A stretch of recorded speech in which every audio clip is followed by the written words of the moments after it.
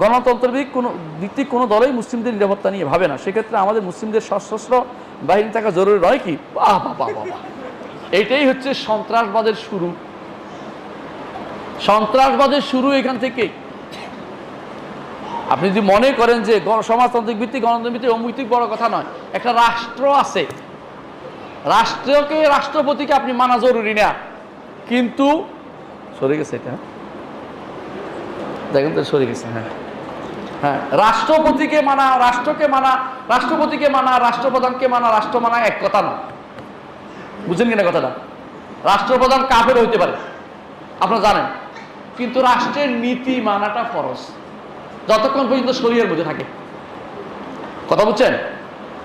আমি আসার সময় যদি কোনো আমারে হাত দেখাইয়া আটকায় দেয় ট্রাফিক পুলিশ, তার এটা মানা আমার জন্য ফরজ। আমি যদি বলি যে তুই হচ্ছে তাগুতের দোষর, তাগুতি শক্তির দোষর, তোর কথা শুনবো না, চালাই দেয়, কিছুক্ষণ পরে কি হবে জানতো? আপনার মাথাটাই ফাটবে। কথা বুঝছেন কিনা? সুতরাং নিরাপত্তার বিষয়টি আপনি নিজে চেষ্টা করবেন, আপনার সমাজের লোকদের নিয়ে চেষ্টা করবেন। এমন লোকদেরকে চেয়ারম্যান মেম্বার আপনারাও তো বানাইতে পারেন। এখানে তো ওদের সংবিধান আসতেছে না, গণতন্ত্রের বিষয় আসতেছে না, আপনারা বানাবেন এটা যেভাবে পারেন। এটা তো না চাইছে না, এখানে এই বাক্সের ভিতরে ভোট দিলেন না, মুখে বলবেন, এটা বড় কথা নয়।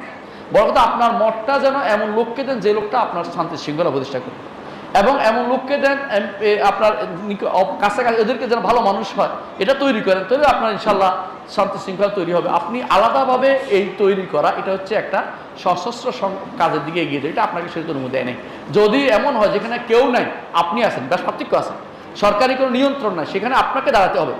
যেমন কিছুদিন আগে সরকার ছিল না, এই 3 দিন আমরা পাগল হয়ে গেছি, প্রায় 3-4 দিন, ঠিক না?